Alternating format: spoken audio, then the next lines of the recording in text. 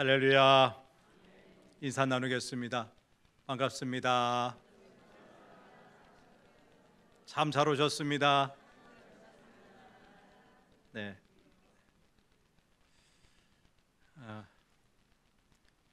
꽤 오래전에 작고하신 분인데 리더십 분야에서 세계적인 베스트셀러 작가죠. 스티븐 코비 박사 기억하실 텐데 그분이 남긴 소중한 것을 먼저 하라라는 책이 있습니다. 그 책 앞부분 서두를 보면 결혼한 딸과 이 코비 박사가 나눈 대화가 소개되어 있습니다. 당시 아주 똑똑하고 유능한 딸은 결혼해서 셋째 아이를 낳아 기르는 중이었습니다. 이 딸이 아빠인 코비 박사에게 말합니다. 아빠, 저 너무 속상해요. 제가 이 아이를 얼마나 사랑하는지 아빠 아시죠?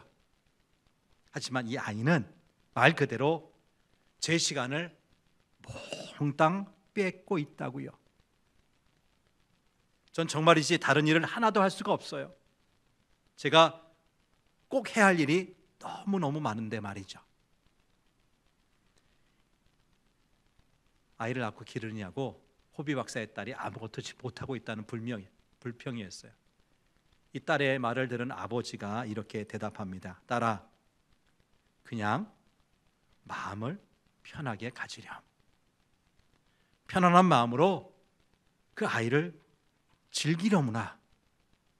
너만큼, 엄마인 너만큼 그 아이를 사랑하고 돌볼 사람이 없지 않니?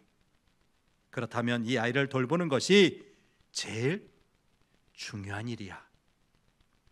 그러면서 코비 박사는 리더십의 대가답게 딸에게 아주 흥미로운 충고를 했습니다. 시간 관리 같은 거 신경 쓰지 마라. 달려 잊어버려. 다만 내 인생에서 가장 소중한 이 아이를 즐기도록 해라. 내 내면의 나침판을 따르고 벽에 걸린 시계는 신경 쓰지 마라. 코비 박사의 마지막 이야기가 아주 중요한 교훈을 줍니다. 내 내면의 나침판을 따르고 벽에 걸린 시계는 신경 쓰지 마라. 여러분, 시계가 뭡니까? 우리에게 뭘 알려줘요? 시간. 하루에 몇 시가 됐는지 시간을 알려주는데, 나침판은요? 방향. 내가 지금 어느 방향을 향해서 가고 있는지, 어느 위치에 있는지 그 방향을 알려줍니다. 우리에게도 시간 관리보다 더 중요한 것이 있다면 우리 인생의 방향, 무엇을 향해 사느냐예요. 근데 우리는 너무 바쁘게 살고 있어요. 아침부터 늦은 밤까지 신경 써야 할 것들이 너무 많아요.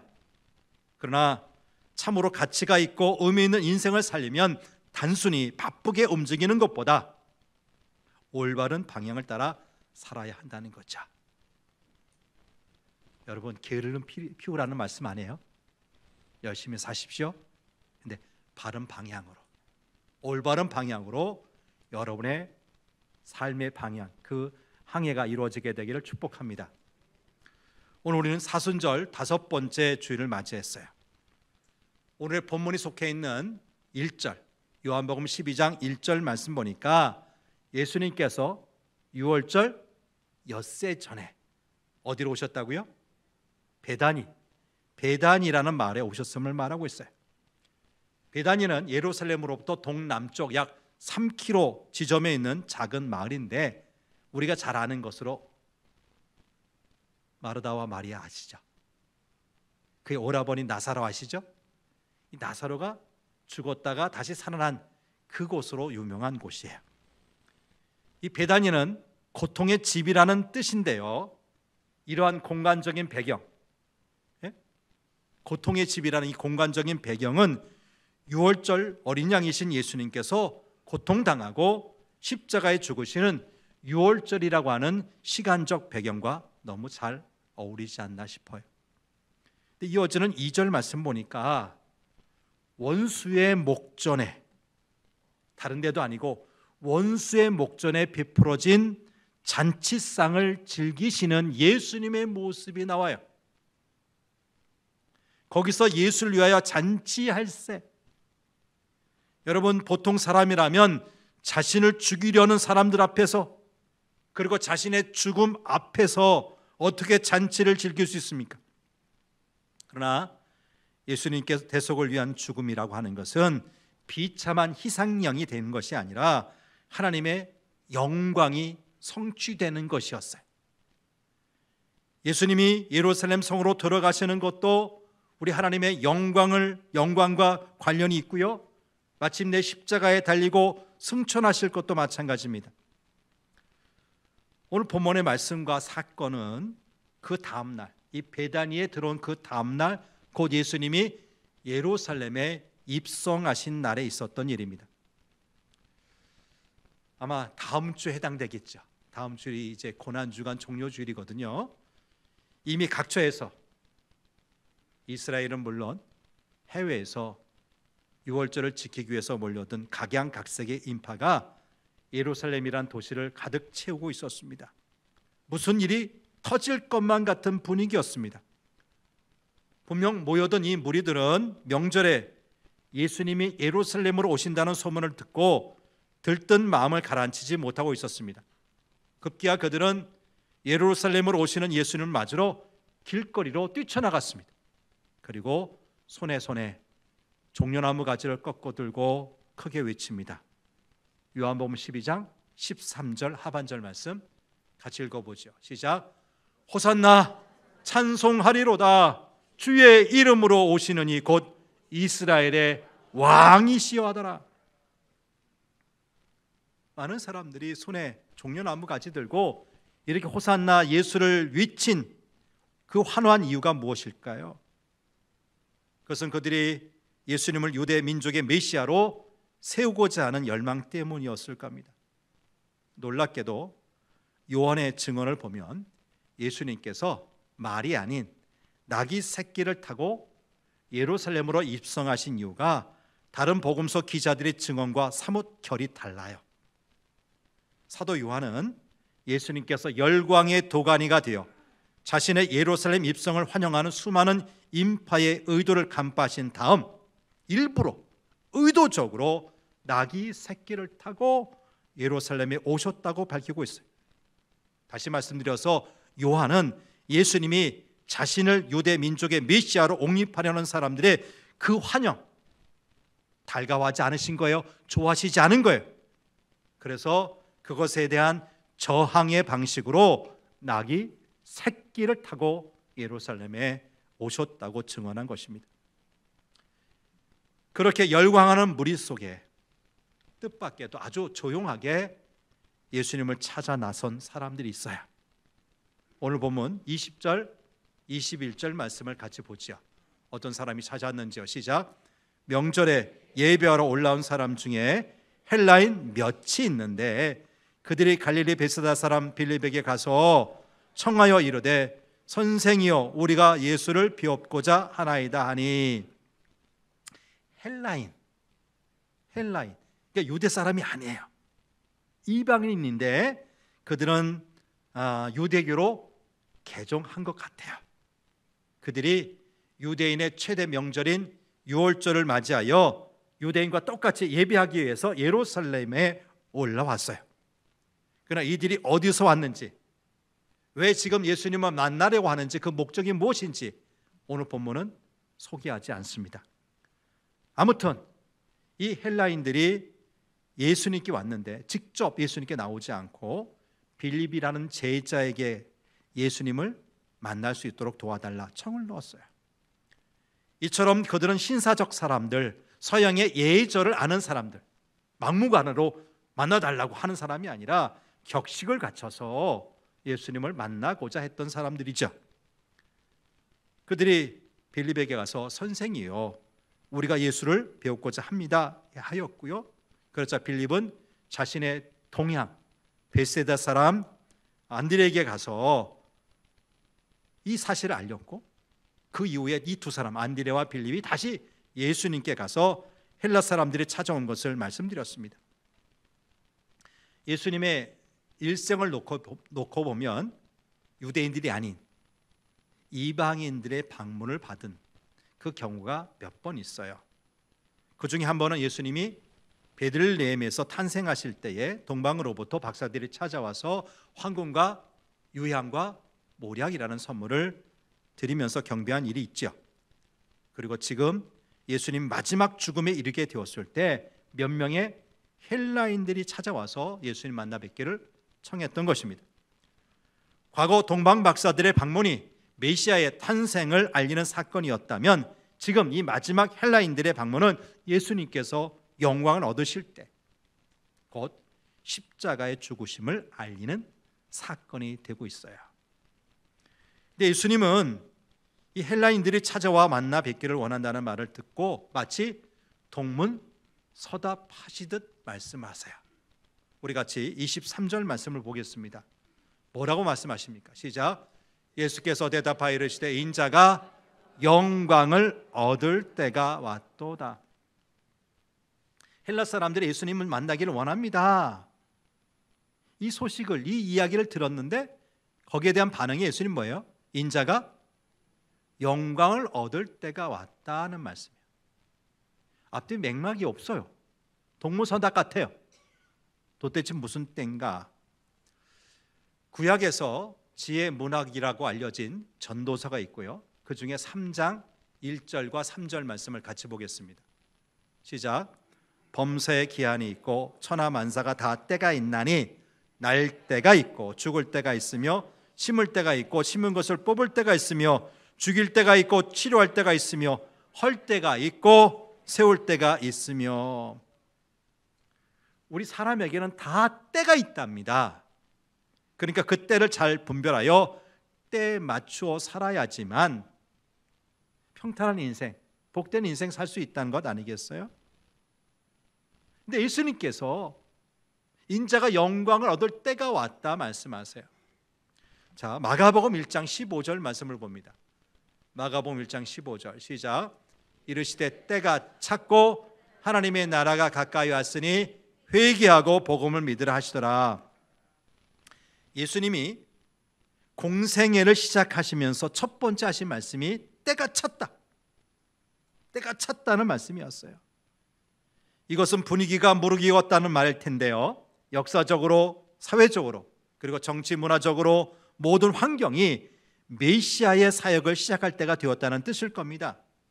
근데요, 요한복음 2장 4절 말씀 보니까 가나라는 마을의 혼인잔치에서 이 집에 포도주가 떨어졌다는 예수님 어머니 말씀을 듣고 예수님 하신 말씀이 뭐예요?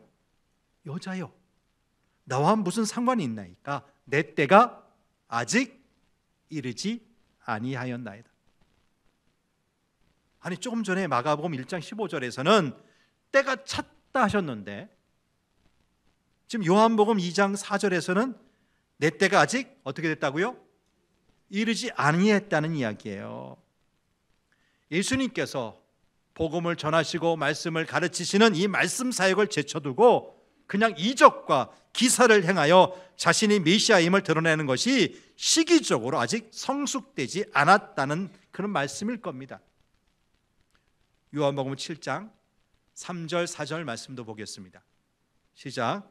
그 형제들이 예수께 이르되 당신이 행하는 일을 제자들도 보게 여기를 떠나 유대로 가소서. 스스로 나타나기를 구하면서 묻혀서 일하는 사람이 없나니 이 일을 행하려 하거든 자신을 세상에 나타내소서 하니. 이것은 예수님의 육신의 동생들이 있잖아요. 요셉과 마리아의 사이에서 태어난 예수님의 육신의 형제들, 동생들이 어느 날 예수님께 찾아와서 했던 이야기입니다.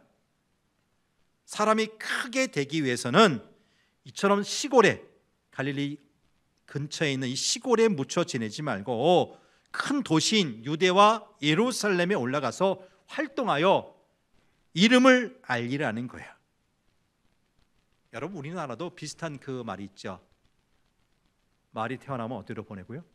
제주로 보내고 사람은요? 서울로 보내래요. 큰 힘을 만들려면 좋은 교육기관, 학교가 있는 서울로 보내서 키우라는 거겠죠. 같은 맥락의 말 아닙니까? 근데 이러한 예수님의 형제의 이야기를 듣는 다음에 예수님께서 반응하신 내용이 이어진 6절 말씀에 나와요. 6절 말씀 시작. 예수께서 이르시되 내 때는 아직 이르지 아니하였거니와 너희 때는 늘 준비되어 있느니라. 아직 예수님의 때가 이르지 않았기에 2번 오늘 본문에는 6월절인데요.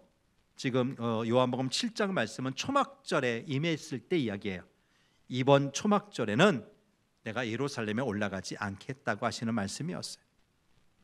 이 외에도 요한복음 7장 20절, 7장 30절, 요한복음 8장 20절 말씀 보면요, 그의 때가 아직 이르지 아니하였다.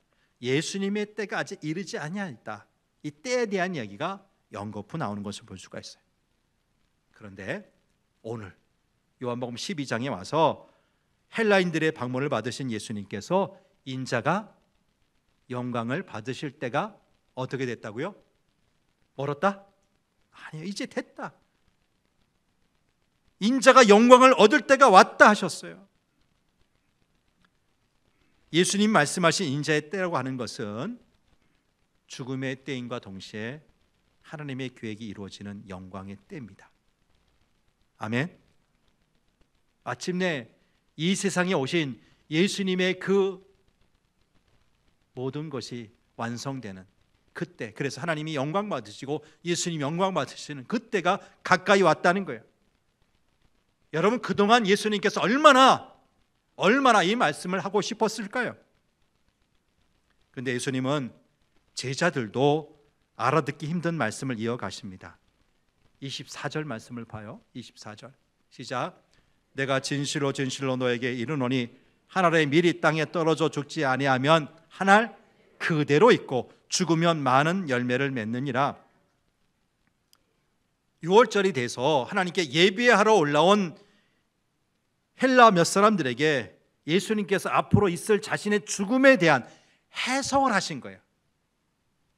자신의 죽음은 한 알의 밀알되어 땅에 떨어져 죽는 것이다. 근데 그것을 끝난다고요? 어떻게 된다고요? 죽으면 많은 열매를 맺게 될 거다. 예수님이 죽음의 미래를 말씀하신 거예요.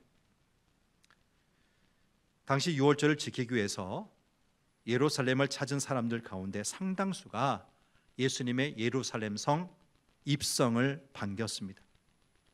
분명 그들은 예수님이 행하신 기적을 보거나 들은 사람들일 겁니다. 오늘 또 그런 기적을 볼 수 있을까 하는 기대감으로 예루살렘에 모여서 예수님을 기다린 거예요. 나사로가 죽었다가 살아났듯이 이런 기적을 또 볼 수는 없을까? 이 오병이어를 가지고 5천 명이 먹고도 남았는데 그런 기적 오늘 또 맛볼 수가 있지 않을까? 그런 기적을 행한 분이라면 자신들이 기다리던 메시아가 맞을 것이라고 확신했던 것입니다. 그러나 주님은 이처럼 기적을 기대하는 사람들에게 말이 아니라 낙이 새끼를 타고 나타나셨고, 자신을 찾아온 헬라 사람들에게는 자신이 영광을 얻을 때, 곧 죽을 때가 왔다고 자신의 죽음을 언급하고 계세요. 그리고 몇 주 후 당시 유대인들의 기대에 어긋나게 십자가에 달려 비참하게 죽고 맙니다. 제자들에게 하늘의 미랄이 되라고 하셨는데 자신이 먼저 그 미랄이 되어서 죽음의 길을 가신 겁니다. 이미 2년 전에 작고하신 우리 한국 최고의 지성이라 불리는 이어령 박사님과 그의 딸에 관한 간증을 소개합니다. 사랑하는 딸이 갑상선 암으로 재수술을 받아 건강이 너무 안 좋아진 데다가 망막이 손상이 되어 앞을 잘 보지 못해 설거지도 제대로 하지 못하게 되자 아버지 이어령 교수가 절망에 빠지고 말아요. 그리고 지푸라기 잡는 심정을 가지고 기도합니다. 하나님, 사랑하는 나의 딸 미나에게서 빛을 거두지 아니하신다면 제 남은 삶을 주님의 종으로 살겠습니다. 근데 얼마 후 기적 같은 일이 벌어졌어요. 딸의 시력이 점차 회복이 되고 정상적으로 돌아온 거예요. 수술을 받으려고 병원을 찾았는데 완전히 회복되었다는 의사의 판정을 받고 아버지 이어령 교수는 딸이 믿는 하나님, 예수님을 믿게 되었어요. 근데 이렇게 무신론자이던 하나님이 없다고 생각하던 이 아버지를 진리의 빛으로 이끌었던 딸이 지난 2012년 세상을 떠나 주님의 품에 안기게 됩니다. 이어령 교수님의 딸 이민아 씨는 이화여대를 졸업하자마자 바로 결혼하고 미국에 유학을 가서 열심히 공부해서 변호사 자격을 취득하고 LA 지역에서 부장 검사까지 했던 사람이에요. 근데 미국 이민사회에서 승승장구하며 가장 빨리 성공한 모델로 만인의 부러움을 샀던 이민아 씨 부부가 이혼하는 아픔을 겪지요. 다행히 재혼하여 안정적인 생활을 시작하였지만 갑상선암이 2차례나 재발되는 불행을 겪게 됩니다. 설상가상으로 작은 아들이 주의력 결핍 장애 판정을 받기도 합니다. 이미 교회를 다니며 1992년도에 세례를 받았지만 12년 동안 소극적으로 신앙생활하던 이민아 씨가 마침내 십자가에서 죽으시고 벌하신 예수 그리스도가 나의 구주이십니다 시인하고 고백하게 되었습니다. 이전까지 단 한 번도 예수님이 자신의 주인이 되신 적이 없이 오직 자신이 인생의 주인이었음을 깨닫고 회개한 다음 그때부터 진정한 그리스도인으로 살아가게 된 것입니다. 그런데 시련은 또 찾아와 명문 버클리대를 나온 큰 아들이 원인 불명의 혼수 상태에 빠져 19일 만에 그만 세상을 떠나고 말아요. 이런 연이은 시련들을 신앙으로 굳게 이겨나가는 딸을 지켜보던 아버지가 딸의 눈이 회복되는 과정을 목격하고 예수님을 영접한 것입니다. 근데 예수님을 믿게 된 이어령 박사가 인터뷰 중에 이런 말을 남겨요. 내가 이런 기적 때문에 예수님을 믿은 것이 아닙니다. 딸이 망막이 상해서 실명 상태에 있다가 회복된 것을 보고 내가 예수님을 믿은 것이 아닙니다. 기적은 구제의 표시이지 목적이 아닙니다. 예수님은 기적이다 하고 떠들면서 믿으러 나오는 사람들을 아주 슬픈 눈으로 바라보셨습니다. 진짜 만나를 보고 영원히 죽지 않는 빵을 보라 하시며, 누구죠? 예수님. 그 예수님 보라 하시며 기적을 쫓는 무리들을 슬픈 눈으로 바라보셨습니다. 인생의 오랜 방황 끝에 예수님을 구주로 영접했지만 뒤늦게 믿기 시작한 그의 신앙 고백은 참으로 순수하기 그지없어 보이지 않습니까?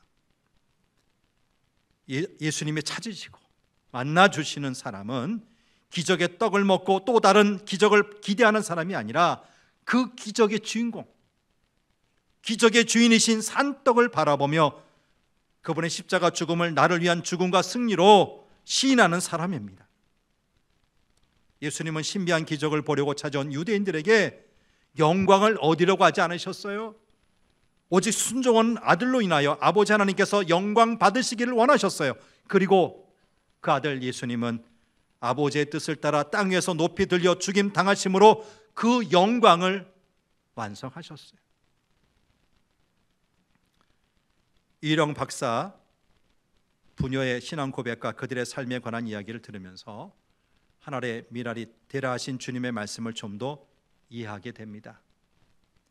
사랑하는 딸이 그 심한 시련과 고통 중에도 평안을 잃지 않고 신앙으로 이겨내는 그 모습을 보며 아버지가 이렇게 이야기합니다. 나의 지식과, 대한민국 최고의 지성이라고 하는 그 지식과 나의 돈이 너를 구하지 못했다.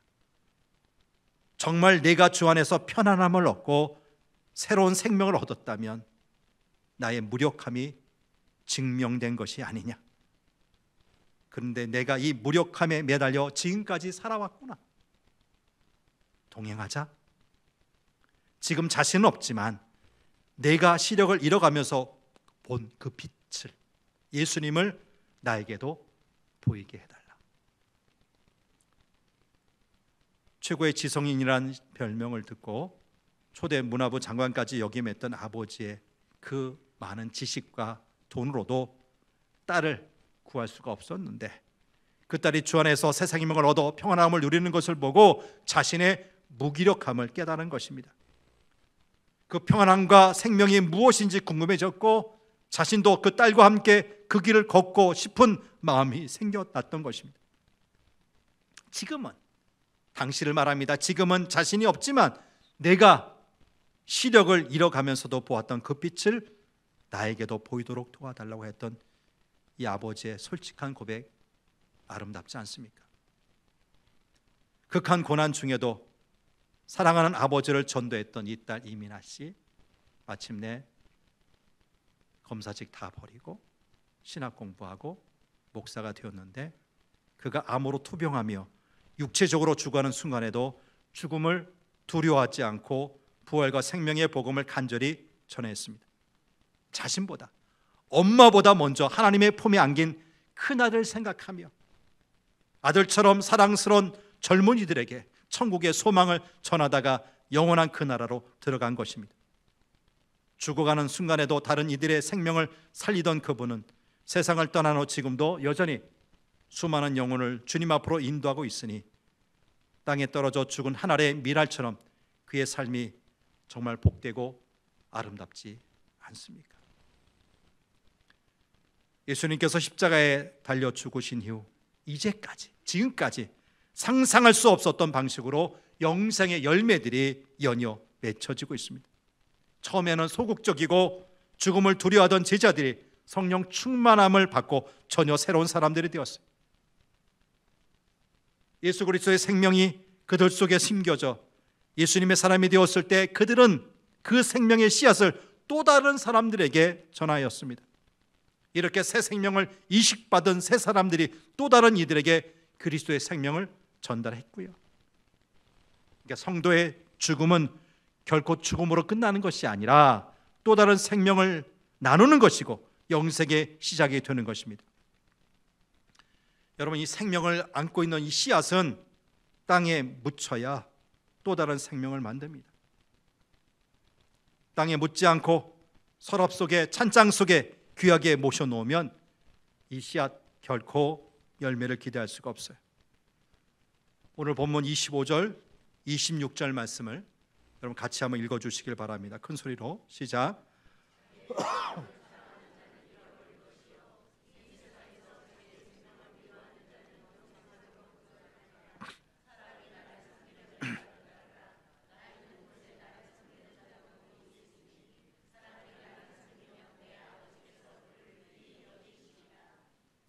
당시 많은 사람들이 예수님의 기적을 보고 예수님을 왕으로 높이고 섬기려고 하지만 진정으로 예수님을 섬기려면 예수님이 가시는 길 따라가야 한다는 거예요. 예수님이 가신 그 길은 하늘의 밀알이 되어 땅에 떨어져 죽는 것이니 예수님을 섬기는 사람도 예수님이 가신 그 길, 그렇게 따라오라는 말씀이겠죠. 그런데 이 말씀을 하신 주님은 27절에서 이렇게 기도하십니다. 지금 내 마음이 어떻다고요? 괴로우니 무슨 말 하리요? 아버지여 나를 구원하여 이 때를 면하게 하여 주옵소서. 비록 예수님이 하늘의 밀알이 되어 죽는 것을 각오하셨지만 십자가가 얼마나 두렵고 고통스러운 죽음입니까? 그러니까 아버지께 이 고통의 시간을 벗어나게 해달라고 애원하시는 겁니다. 근데 예수님의 기도는 거기서 끝나지 않고 이렇게 이어집니다. 27절 하반절 그리고 28절 앞부분 말씀 시작. 그러나 내가 이를 위하여 이때 왔나이다. 아버지여 아버지의 이름을 영광스럽게 하옵소서. 내가 사람들에게 높임을 받고 내 목숨을 보존하려고 세상에 온 것이 아니라 아버지의 뜻, 자신이 주고 온 인류를 죄와 사망에서 구원하시려는 그 아버지의 뜻을 이루기 위하여 바로 이때 제가 세상에 왔습니다. 아버지, 그러니 아들의 죽음으로 아버지의 뜻을 이루시고 아버지의 이름을 영광스럽게 하옵소서. 미랄이 죽지 않고 열매 맺는 길은 없습니다. 미랄 대신 예수님이 죽으셔야 수많은 생명이 죄와 사망으로부터 구원을 얻게 됩니다. 예수님은 이것을 위해 오셨는데 사탄은 계속해서 이 예수님의 일을 가로막고 회방합니다. 공생에 시작하면서 유대 광야에서 40일 동안 금식 기도하신 예수님에게 내가 정말 하나님의 아들이라면 이 널려있는 돌들로 빵을 만들어서 먹으라. 성전 꼭대기에 올려놓고 뛰어내리라. 천하 만국과 그 영광을 보여주며 나에게 엎드려 경배하면 이 모든 것을 내게 주겠다 하며 물질과 명예와 인간의 절박한 욕구 등으로 하나님의 아들을 시험하여 무너뜨리려고 했습니다. 예수님이 이 세상의 모든 죄인들을 구원하기 위해 십자가를 져야 하는 하나님의 뜻을 아예 처음부터 시도하지도 못하도록 한 것이 사탄의 계획이었던 거지요. 내가 만일 하나님의 아들이라면 사람들이 보고 놀랄 만한 기적을 한번 보여줘봐. 그러면 사람들이 널 높이고 따를 것이 아니겠느냐. 구태여 십자가에 달려 비참한 모습으로 죽는 방법 말고 얼마든지 사람들의 인기를 한 몸에 받으며 왕처럼 군림할 수 있잖아. 나한테 엎드려 절해. 그리하면 세상 만물을 다 너에게 줄 테니 그것으로 충분하지 않겠어? 예수님이 죽지 않고도 얼마든지 세상을 구원할 수 있다는 유혹입니다. 십자가는 생각하지도 말라는 것입니다. 그 대신 너를 더 돋보이고 강하고 멋있게 만들라는 것입니다. 이것이 예수 그리스도의 사명을 방해하는 사탄의 아주 무서운 계략이었습니다. 그런데 예수님 넘어갔습니까? 사탄의 유혹에 넘어갔습니까? 아니죠. 말씀으로 물리치셨습니다. 이겨내셨습니다. 그런데 이렇게 처음 유혹에서 실패한 사탄은 더 이상 예수님을 찾아오지 않았습니까? 그것도 아니죠. 사탄은 수시로 이런저런 사람들을 동원해서 예수님을 시험했어요.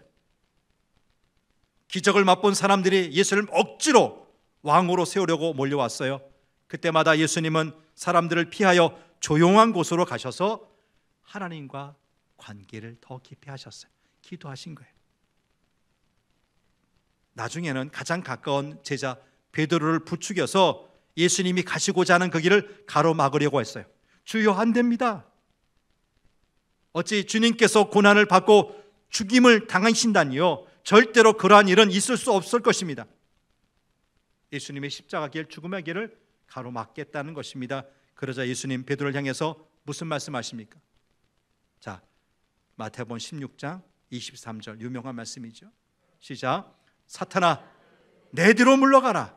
너는 나를 넘어지게 하는 자로다. 내가 하나님의 일을 생각하지 아니하고 도리어 사람의 일을 생각하는도다. 누구보다 예수님이 가시는 길을 이해하고 알만한 베드로가 그 길을 막고 있어요. 사탄아, 물러가라. 그러니까 하나님의 일이 아닌 사람의 일을 생각한다. 물리치셨어요. 그리고 제자들에게 십자가의 길을 제시하시죠. 이어지는 24절, 25절 말씀입니다. 시작. 누구든지 나를 따라오려거든 자기를 부인하고 자기 십자가를 지고 나를 따를 것이니라. 누구든지 제 목숨을 구원하고자 하면 잃을 것이요 누구든지 나를 위하여 제 목숨을 잃으면 찾으리라. 여러분, 하나님의 이름이 영광을 받으시는 길은 그 아들의 순종으로 십자가의 구원을 완성하는 것입니다. 예수님은 자신의 생명을 세상의 죄인들을 위해 제물로 드리셨으니 성부 하나님은 성자 예수님의 순종하심으로 우리를 죄 중에서 구원하시고 그 뜻이 이루어졌기에 영광을 받으신 거죠. 2000년 전 예수님을 넘어뜨리려고 했던 사탄은 그 제자들도 넘어뜨리려고 합니다. 실제 많은 사람들이 그 유혹을 이기지 못하여 넘어졌고요, 지금도 넘어지고 있어요. 주님은 내가 죽어야 다른 생명이 산다고 하시는데 아니요, 사탄은 내가 멋지게 살고 폼나게 돋보여야 더 큰 일 할 수 있지 않겠느냐 부추깁니다. 부디 하나님의 미랄이 되라는 오늘 말씀을 묵상하고 또 묵상하며 날마다 잘 죽는 성도들, 그래서 내가 아닌 우리 아버지 하나님과 우리 구주 예수님이 영광을 받으시기를 바랍니다. 너무 고통스러웠지만 영광스러운 죽음, 승리의 죽음을 앞두고 예루살렘 성을 향해 걸으시던 우리 주님 기억하며 그 예수님의 영광에 동참하는 한 주간 되기를 축복합니다. 하나님 아버지, 우리 예수님이 보여주시고 가르쳐주신 길은 윗자리가 아니라 말속으로 가라는 것이고, 높아지라 하는 것이 아니라 낮아지라는 것이 아니고, 폼나게 멋지게 살라는 것이 아니라 하나님의 미랄처럼 땅에 떨어져 죽으라는 것인데, 우리가 교회 다니는 이유, 예수 믿는 이유가 좀 멋지게 폼나게 살고 싶어서 하는 것은 아닐까 생각해 봅니다. 잘못 믿어왔습니까? 잘못 생각해 왔습니까? 돌이키게 하여 주옵소서. 우리 예수님의 영광은 당대 유대 사람들이 생각한 것처럼 큰 말 타고 자신의 동족 이스라엘을 군사적으로 정치적으로 로마 제국에서부터 해방시켜서 독립된 국가 만드는 것이 아니라 많은 사람들이 이해할 수 없는 고난의 길, 십자가의 길 가서 많은 사람들이 조롱하는 가운데 죽는 것. 근데 그 죽음은 거기서 끝이 아니라 그 죽음을 통해서 세계 온 인류 백성들, 죄와 사망의 노예처럼 살던 자들이 구원받고 해방받고 자유롭게 되는 것이 하나님의 계획이었던 것입니다. 우리 주님의 뜻을 다시 한번 잘 새기게 도와주옵소서. 정말 우리가 예수 믿는 사람입니까? 그렇다면 더 이상 영광의 자리, 박수 받는 자리, 갈채 받는 자리를 그리워하지 않게 하시고 묵묵히 예수님처럼 낮아지는 자리, 죽음의 자리, 하나님의 미랄처럼 썩어지는 자리에 앞장서 갖게 하여 주옵소서. 바로 그곳에서 주님께서 아름다운 하나님 나라를 이루어 가실 줄 믿습니다. 그 일에 귀하게 쓰임받는 성도교회 진짜 성도들 될 수 있도록 복 내려 주옵소서. 우리 구주 예수님 이름으로 기도합니다. 아멘.